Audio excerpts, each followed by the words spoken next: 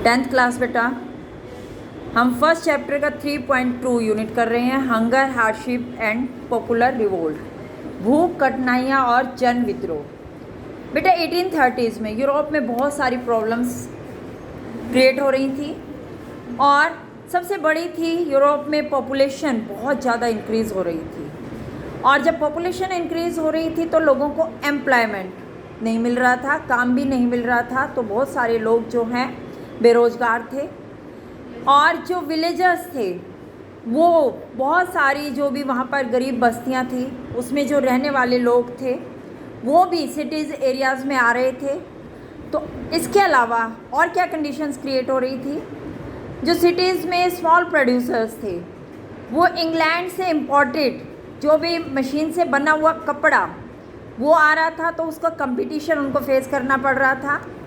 England में इस time period में इंडस्ट्रियलाइजेशन बहुत तेज़ी से बढ़ रहा था और पूरे कॉन्टिनेंट में जो कंपटीशन है वो इंक्रीज़ हो रहा था और वो मेन था जो क्लॉथ इंडस्ट्री, उसको बहुत ज़्यादा फेस करना पड़ रहा था और इसीलिए बहुत सारी प्रॉब्लम्स क्रिएट हो रही थी।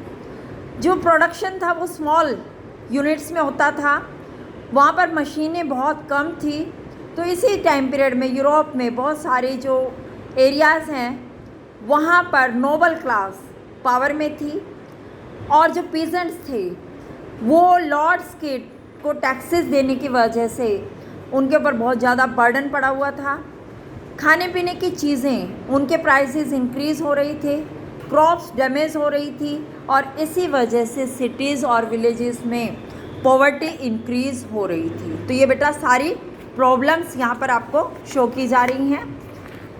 इसी के साथ जो नेशनल असेंबली थी proclaimed a republic, granted suffrage to all adult males above 21। तो वहाँ पर 1848 में बेटा लोग जो है इस सब चीज़ों का अपोज़ कर रहे थे। लुई फिलिप, जैसे हमने पहले आपको बताया था, जो कि फ्रांस का शासक था, उसको भागने के लिए प्रेशराइज़ किया गया। नेशनल असेंबली ने एक रिपब्लिक की घोषणा की कि 21 ईयर से ऊपर सभी को जो है राइट टू वोट मिलेगा, साथ में उनको गारंटी फॉर वर्क भी दिया गया।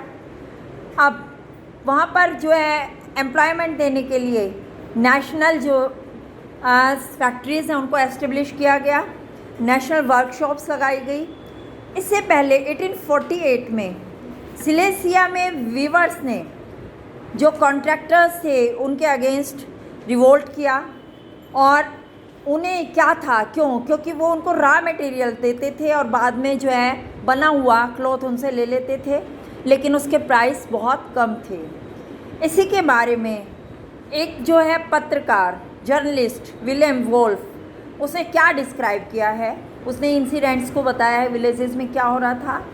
वो कहता है कि इन विलेजेस में कॉटन क्लॉथ्स की वीविंग का वर्क बहुत ज़्यादा हो रहा है, लेकिन लेबर्स की जो सिचुएशन है बहुत बैड है।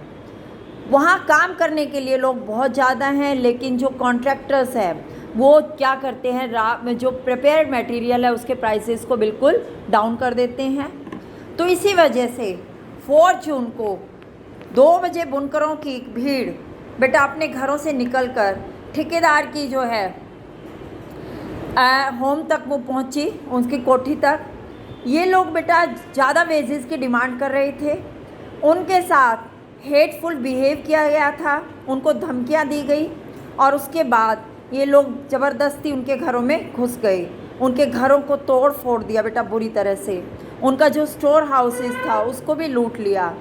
ठेकेदार और उसकी फैमिली ने जो है नियर बाय जो विलेज था वहाँ पर उसको जाना पड़ा और ऐसे व्यक्ति को बेटा उस गांव में भी जो है शरण देने से मना कर दिया गया और 24 आवर्स के बाद मिलिट्री बुलाई गई, उसकी हेल्प से वो वापस लौटा और जो ये कन्फ्लिक्ट क्रिएट हुआ उसमें 11 वीवर्स की जो है गोली मारकर हत्या कर दी गई।